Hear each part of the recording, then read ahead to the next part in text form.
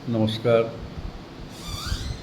मित्रों, मैं आज जो हमारे हिंदुस्तान की न्याय व्यवस्था है और कानून है, जिससे कि साधारण व्यक्ति अवगत नहीं हैं और बगैर किसी कारण के या किसी के बहकावे में आकर खौफ खाते हैं, उसके बारे में थोड़ी सी जानकारी दूंगा।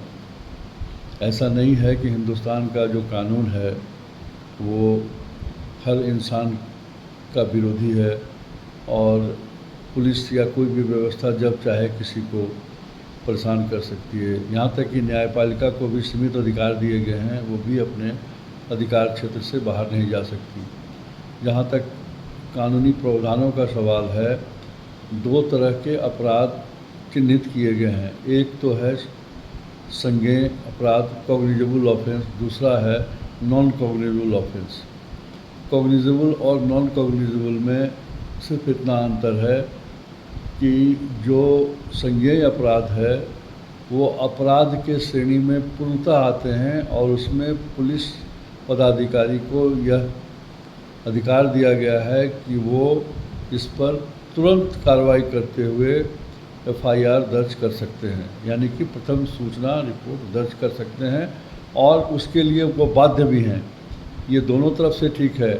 यदि कोई पीड़ित है और किसी थाने में संज्ञेय अपराध की जानकारी लेकर जाता है तो पुलिस पदाधिकारी के पास कोई भी विकल्प नहीं है सिवाय इसके कि उसको दर्ज करे। यदि संज्ञेय अपराध है और छोटे अपराध की श्रेणी में आता है तो पुलिस अधिकारी को ये भी अधिकार है कि इस पर वो आगे अन्वेषण करे या ना करे, लेकिन वो उसको लिखने के लिए, दर्ज करने के लिए बाध्य है। उसी तरह से जो नॉन कॉग्निजेबल ऑफेंस है उसमें पुलिस पदाधिकारी को सीधे तरह से हस्तक्षेप करने का पावर नहीं है। उसमें माननीय अदालत को, मजिस्ट्रेट को ये पावर है कि वो उस अपराध को चिन्हित करें और वो पुलिस को डायरेक्शन इशू करें कि इस पर आप कार्रवाई कर सकते हैं। दूसरा, जो नया BNSS आया है, आजकल एक नया कानून आया है, उसमें एक चीज़ को ध्यान में रखा गया था कि बहुत से कानूनी प्रावधानों का बेवजह नाजायज़ फ़ायदा उठाया जाता था। अभी कुछ दिनों पहले माननीय सुप्रीम कोर्ट ने एक वकील को सज़ा सुनाई है क्योंकि उसने SC/ST एक्ट, जो अनुसूचित जाति और जनजाति कानून है, उसका दुरुपयोग करते हुए कई निर्दोषों को फंसाने की कोशिश की थी। माननीय न्यायालय के जब संज्ञान में आया तो उस पर संज्ञान लिया गया।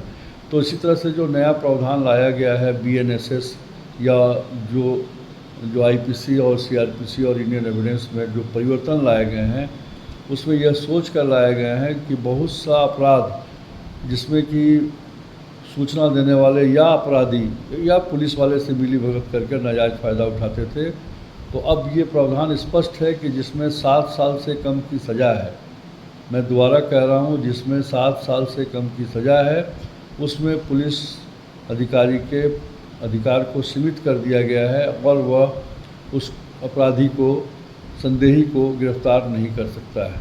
बिल्कुल स्पष्ट बात है कि उसमें गिरफ्तारी पर रोक लगा दी गई है और उसमें उनको एक बॉन्ड भरकर उनको रिहा करने का प्रावधान है। चार्जशीट कर देने के बाद यदि उस पर आपराधिक मामला बनता है तो फिर आगे की प्रक्रिया न्यायालय पर या पुलिस पदाधिकारी पर निर्भर करती है, लेकिन अनुसंधान के समय सिर्फ FIR हो जाने पर किसी को पकड़ा नहीं जा सकता है। इसी तरह के बहुत से उसमें प्रावधान ऐसे थे जिनको हटा दिया गया है और उसमें नए ढंग से उसकी व्याख्या की गई है, जिसकी चर्चा हम अगले वीडियो में करेंगे।